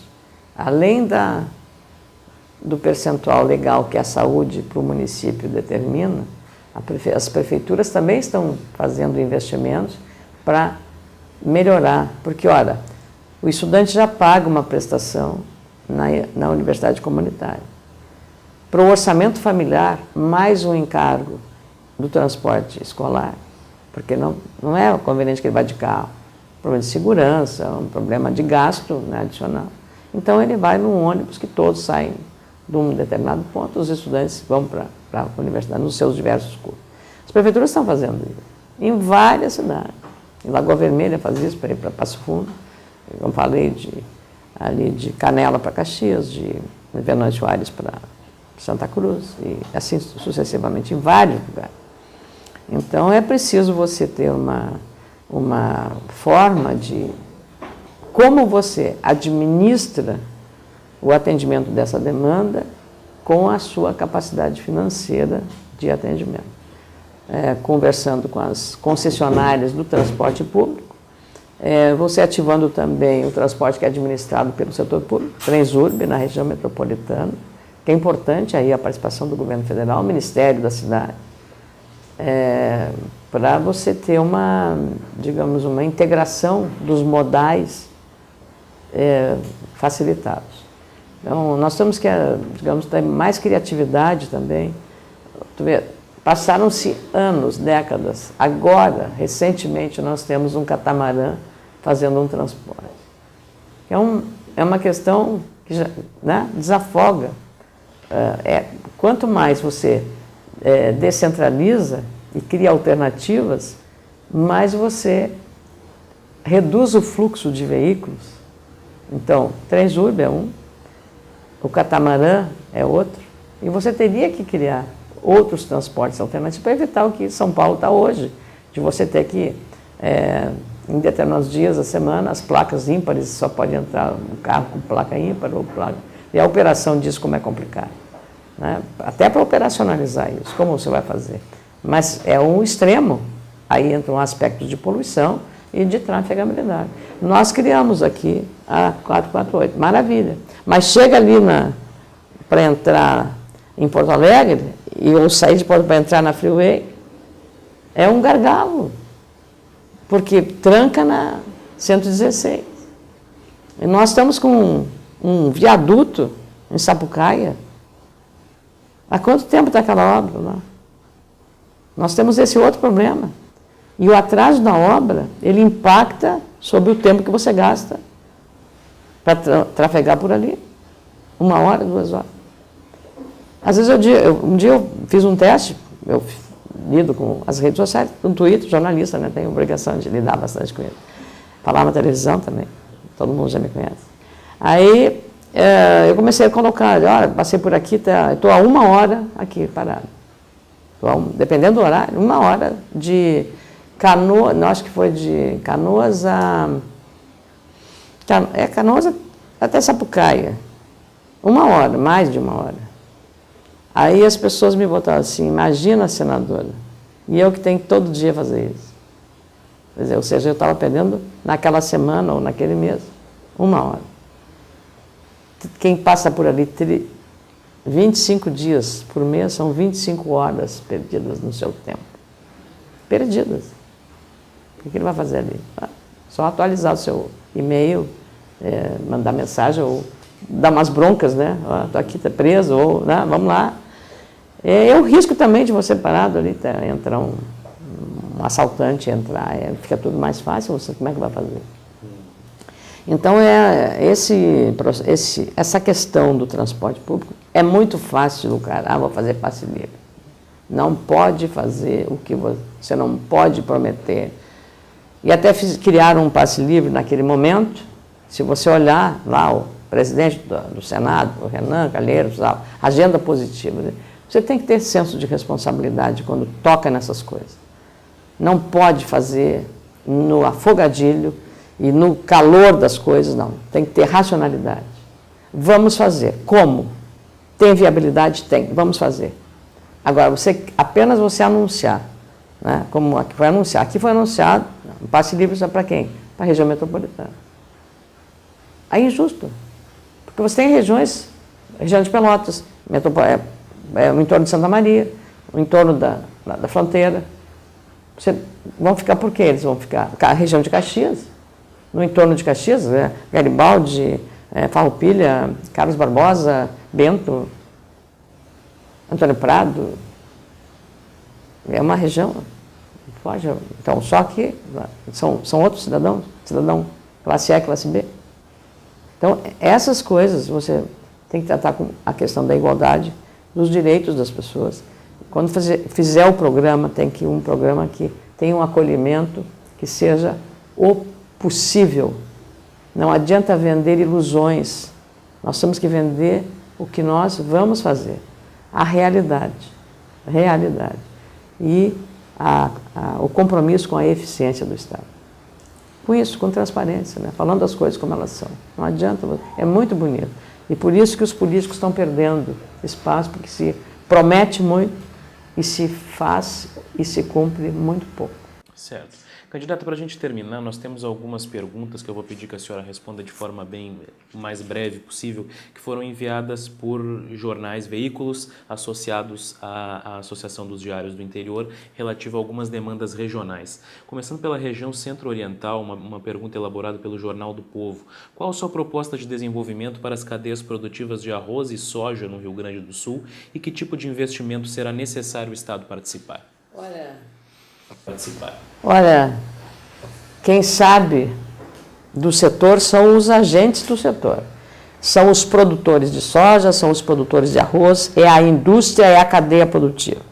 E são eles que têm que dizer, aqui nós podemos, por exemplo, Alegrete, eu sei que tem experiências e projetos bem-sucedidos de produção, usar o seu passivo ambiental, que é a casca do arroz na industrialização, que fica empilhada, correndo risco de combustão, incendeia aquilo. Aquilo você tem que resolver. Como? Queimando numa usina e gerando energia. Agora, o investimento para fazer isso, o empresário faz e tem um excedente da energia. Ele pode vender, jogar essa energia. Agora, não compensa para ele fazer isso porque o custo e a burocracia da ANEEL para esse processo ainda não foi resolvido. Então, falta segurança jurídica. Mas os setores todos estão muito, eu diria assim, profissionalizados, e são eles os setores que têm que dizer, não adianta um governante chegar lá e dizer como é que ele tem que plantar arroz, ou como é que ele tem que, qual é a variedade que serve. Quem diz são os técnicos. E o Rio Grande do Sul, no caso do arroz, tem o IRGA, que é um órgão que uma grande história de excelência, continuar fazendo um trabalho técnico, mas não, de novo, serviço de partido. A questão da soja, a mesma coisa. Nós aqui fizemos um grande debate sobre a mudança geneticamente modificada. Nasceu no Rio Grande do Sul essa guerra, foi vencida com a lei de biossegurança. Então, todo o setor, o que o pessoal precisa para essas cadeias produtivas é a eficiência, ele precisa de logística, porque eles sabem da porteira para dentro da sua granja, tudo eles sabem fazer, são competitivos, altamente competitivos. São altamente produtivos, melhor dizendo, muito produtivos, mas perdem competição quando você, para transportar, escoar 1 tonelada de soja aqui no Brasil, você paga $157 por tonelada.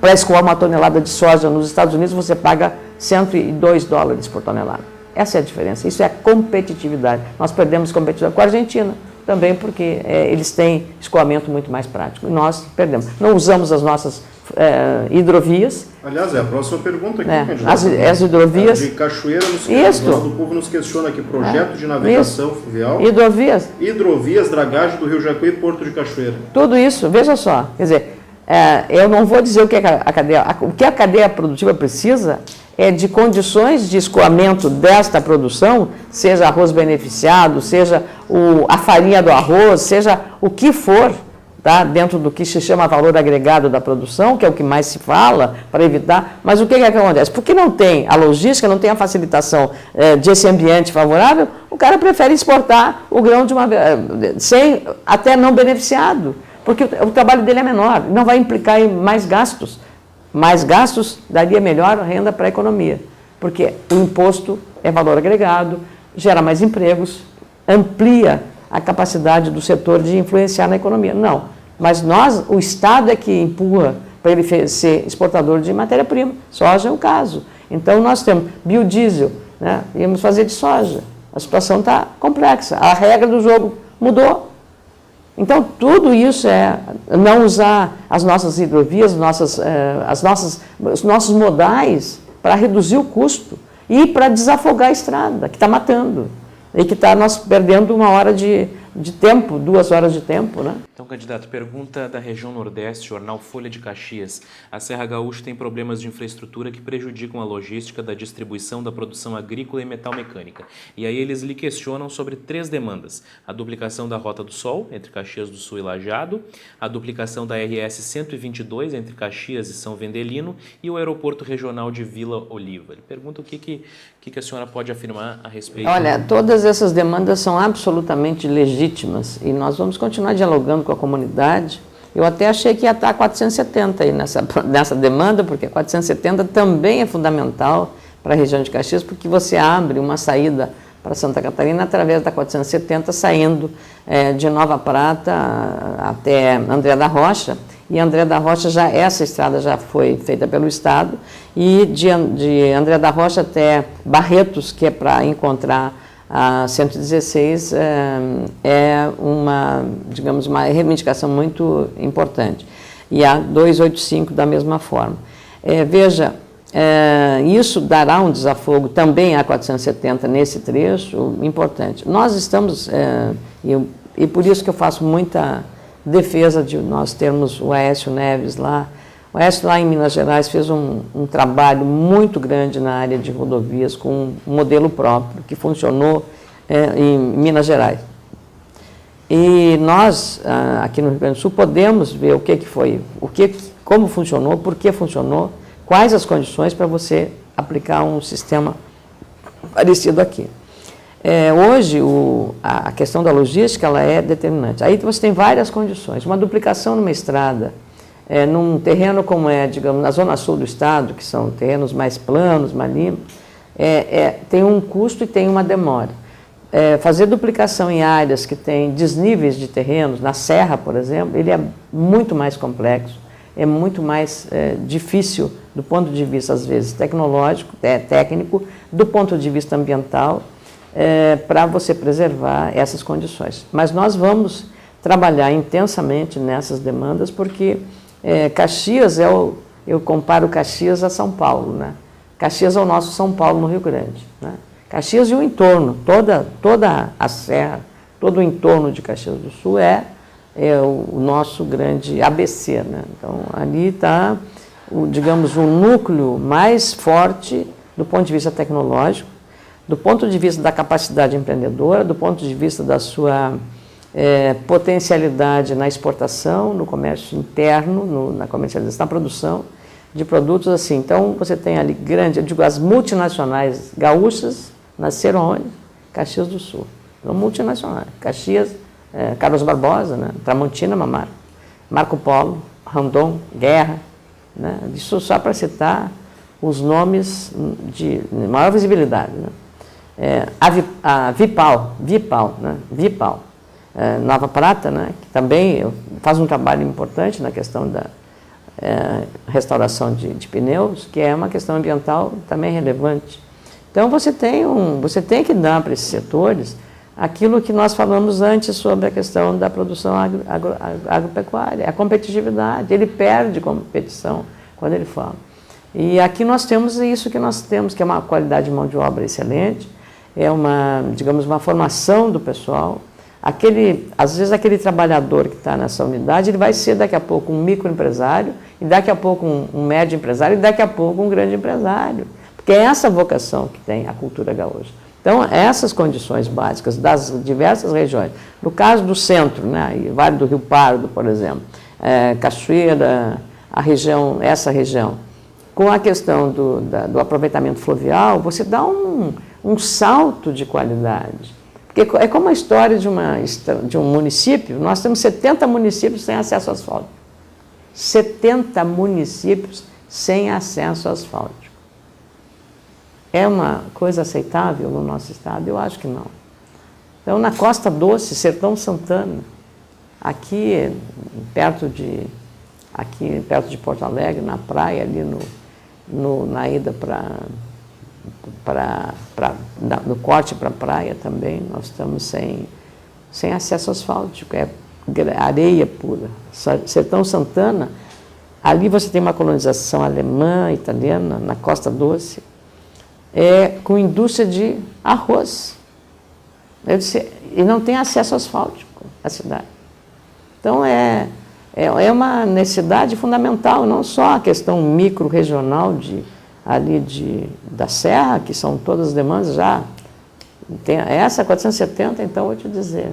Até um empresário lá de Nova Prata um dia me disse: se juntasse o couro de todas as vacas ou dos bois que fizeram churrasco nas inaugurações, que agora vai começar, se juntasse um couro no outro, dava para dar volta ao mundo. Né? É uma simbologia para dizer, não. Promessas foram muitas, mas a obra em si. Agora já tem Nova Prata, André da Rocha, mas é preciso prosseguir. A 470 de Lagoa Vermelha a Barracão, que eu sou de Lagoa Vermelha, nossa, é uma estrada fantástica, mas isso mudou totalmente. Hoje já estamos com outro problema. Ela entra, a 470, ela cruza na 285. E ali o DENIT não fez uma previsão de viadutos. E ela está numa região urbana, porque a cidade vai buscando mais espaço. Ali tem dado muito acidente, porque é um cruzamento, com pessoas que vão atravessar a faixa, duas rodovias federais. E outra coisa que é o seguinte, no caso da 470, um pedaço é RS, um pedaço é BR, aí não dá para você administrar. Né? O cidadão não consegue entender esse negócio. Então, isso é uma coisa que tem que ser resolvida. Né? Com quem estiver no comando central, e eu espero que seja o AES, mas a gente precisa resolver isso para não ficar empatando. E tentar buscar as soluções mais fáceis, que estão mais prontas. A questão do transporte fluvial ali em Cachoeira, também em Estrela e mais aqui, parte de Porto Alegre, Guaíba, que você fazer essa interligação. Ali tem produção de madeira que você pode usar nossa capacidade hídrica com pouca coisa a fazer. Parece que as estruturas já estão praticamente prontas, é só dar um investimento, né, para fazer uma dragagem ou dar uma melhorada, preservando sempre a questão ambiental, que isso é fundamental no processo de desenvolvimento. Candidata, nós temos uma sequência agora de perguntas relacionadas a estradas. Falando de região metropolitana, Jornal IBA reclama que o Vale do Caí não tem sido priorizado em projetos de infraestrutura rodoviária. Fala do projeto de duplicação da 240 entre Portão e Montenegro, que o DAIR e a EGR não chegam a um consenso. Fala da 287, ligação com a Grande Porto Alegre, região central, que está em situação de abandono, que o DAIR não executa obras no local.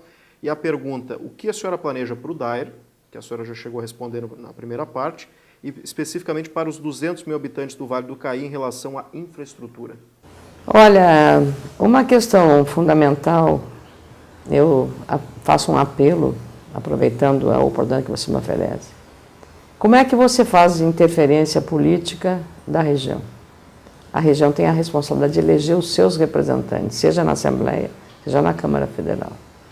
Isso é muito importante. Eleger candidatos locais, porque eles vão traduzir na Assembleia e no Congresso Nacional as demandas do município. Isso é muito importante. Nós não temos local, mas temos candidatos que são de outras que vêm aqui e que estão nos atendendo. Acionem. É preciso o poder político também descentralizado, com representatividade legítima pelo voto. Isso é muito, muito, muito importante. A questão de regiões mais ou menos assistidas está diretamente nessa razão. Então, você veja como é que é simplesmente, os governos não fazem. Quem vai bater bumbo lá no poder é o representante da região.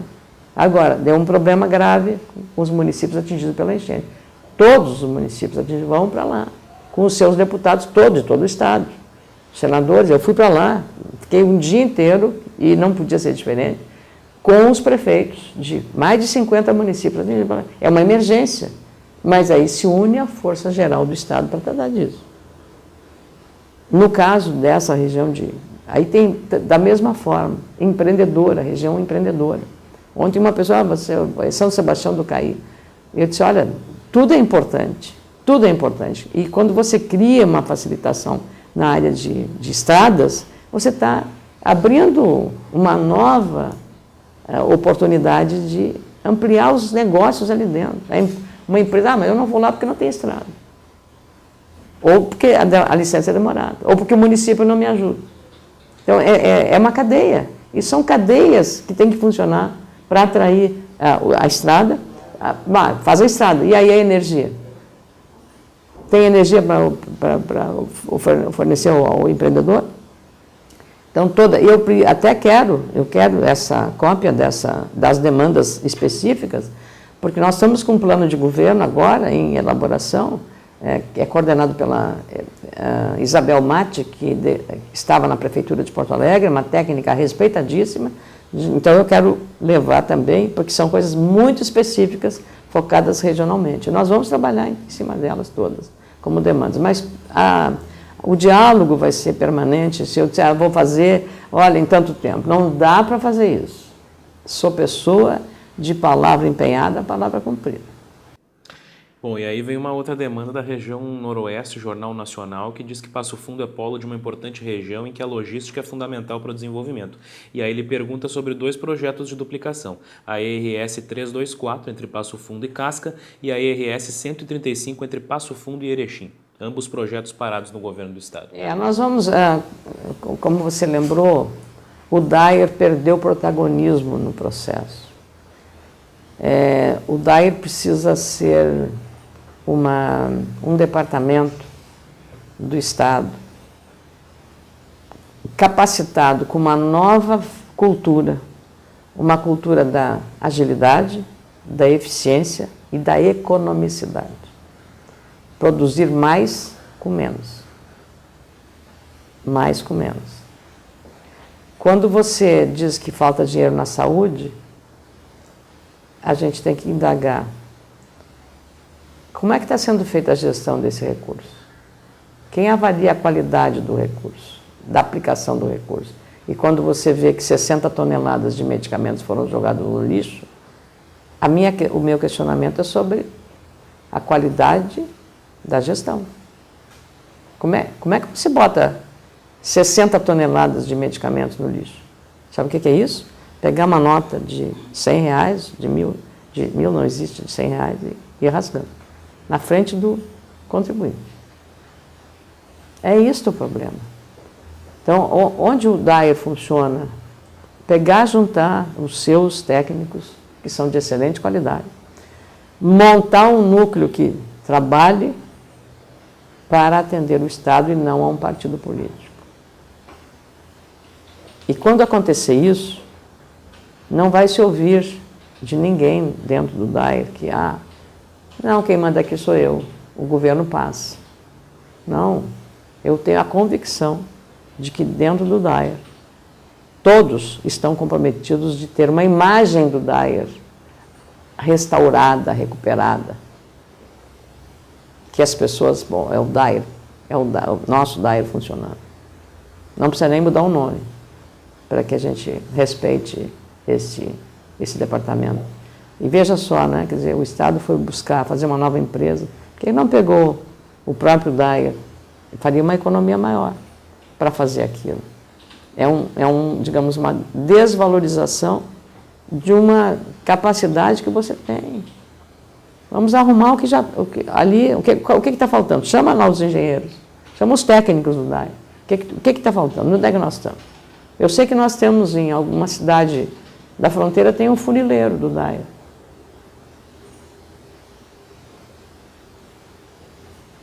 Então, nós temos que fazer de novo aquilo.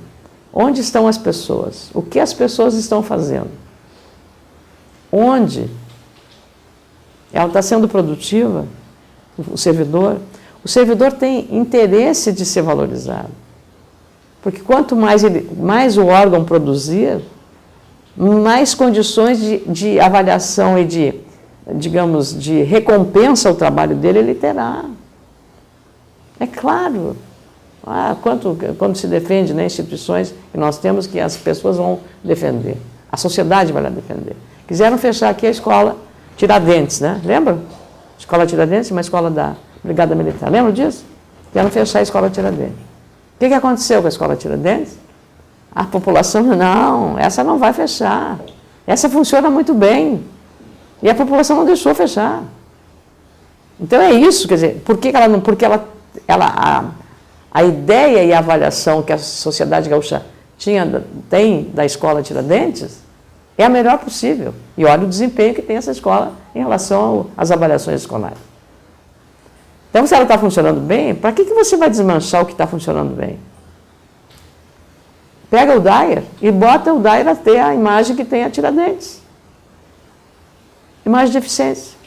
Você está recuperando a autoestima, você está valorizando o servidor e está dando a um órgão público a sua função. Ele está lá, eu diria, abandonado.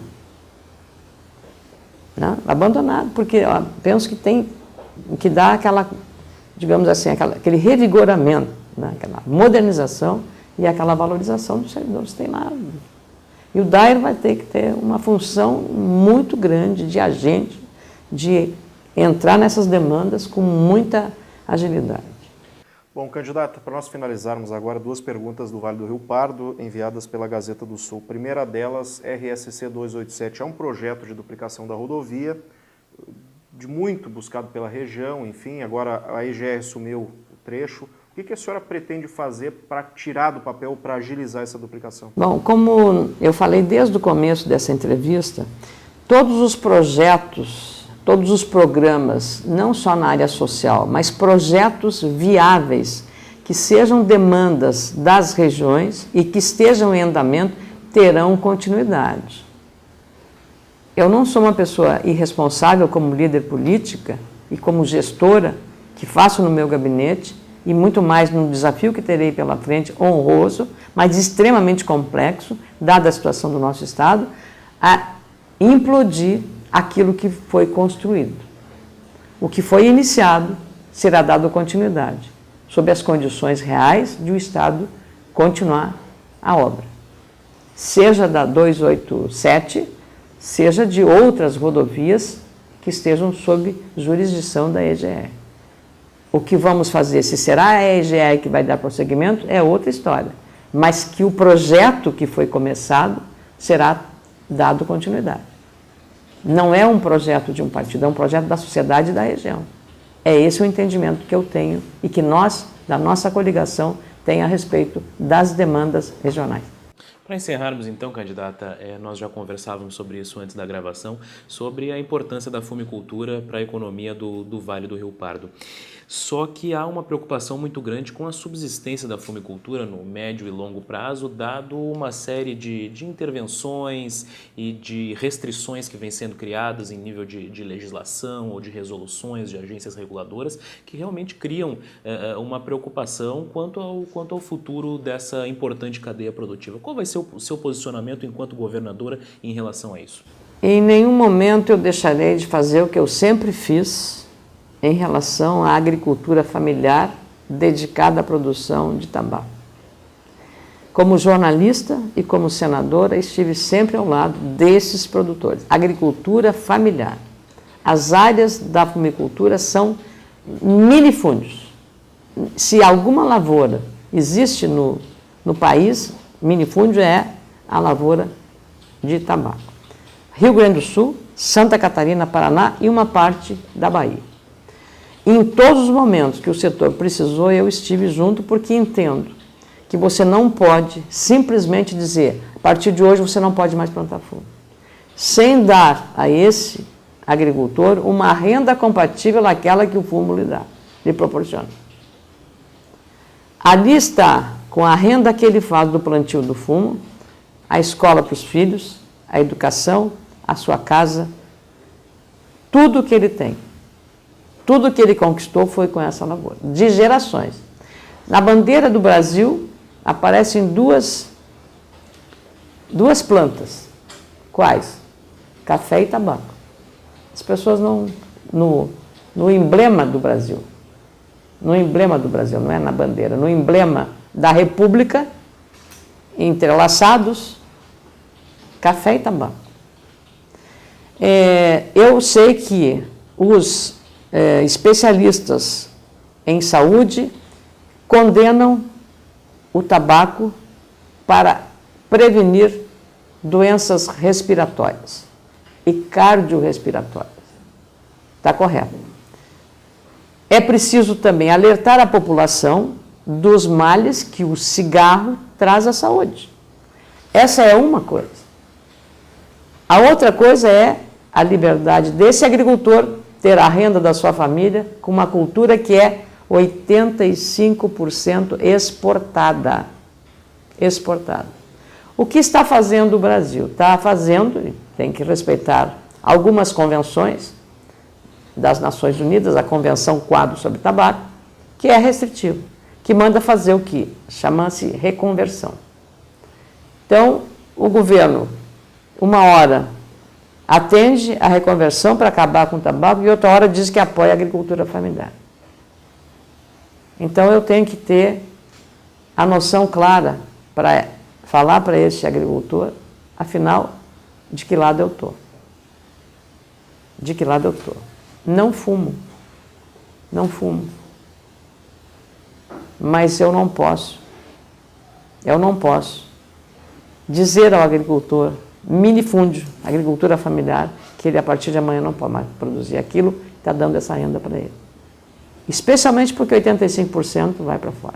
Hoje, como nós não temos fiscalização, as indústrias instaladas em Santa Cruz, em Venâncio, cumprindo com todas as suas regras, legislação trabalhista, previdenciária, tudo, licenças ambientais, estão sendo atingidas por uma concorrência desleal e predatória, não só do ponto de vista financeiro e dos empregos, mas também para a saúde da população.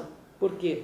Está entrando o cigarro, que eu não sei qual é a composição que tem, do Paraguai, vamos dizer, do Paraguai, não é uma senadora falando, mas é cigarro em abundância, que chega vendido em qualquer banca de esquina. E para esse não tem nenhuma restrição, porque a fronteira é um queijo suíço, não tem fiscalização, é contrabando, a responsabilidade é da Polícia Federal, e esse contrabando está dizimando a produção. E, para mim, o pior ainda, comprometendo a saúde, porque eu não sei o que entra na composição desse cigarro que não tem nada de legal. Certo, então, senadora Ana Amélia Lemos, candidata a governadora do Rio Grande do Sul pela coligação Esperança que une o Rio Grande, muito obrigado pela sua presença e uma boa campanha para a senhora. Muito obrigada a vocês pela oportunidade. Eu tenho pelos jornais do interior, porque sou de Lagoa Vermelha, nós temos a Folha do Nordeste, temos outros jornais em Passo Fundo, o Nacional, que você citou aí, antigo. Todos os nossos municípios nós dispomos de publicações, sejam elas semanais, sejam elas diárias, que tenham um contato com a realidade da comunidade onde elas atuam. E eu, como jornalista, tenho a dimensão exata do valor que esses veículos de comunicação, o valor desse trabalho. E também tenho a noção das dificuldades enfrentadas por eles nas suas dificuldades financeiras. De novo, nas zonas de produção agrícola, o jornal regional, ele sofre o impacto, né, da queda dos seus anúncios, da sua relação, e eles têm um papel que tem que ser preservado, né, dentro da sociedade, com os mecanismos que o Estado tem. Então, na sua publicidade, dá um prestigiamento também para os jornais do interior, de maneira justa e adequada, como uma retribuição ao valor da informação que eles prestam às suas respectivas comunidades. Então, eu espero que essa nossa entrevista tenha sido útil para esse entendimento de um relacionamento também com os jornais, porque, como jornalista, tenho, digamos, o dever, né, de manter essa relação de forma transparente, de forma democrática e plural. Muito obrigado, Ronaldo Falkenbach, muito obrigado. Na sequência, voltamos com mais candidatos.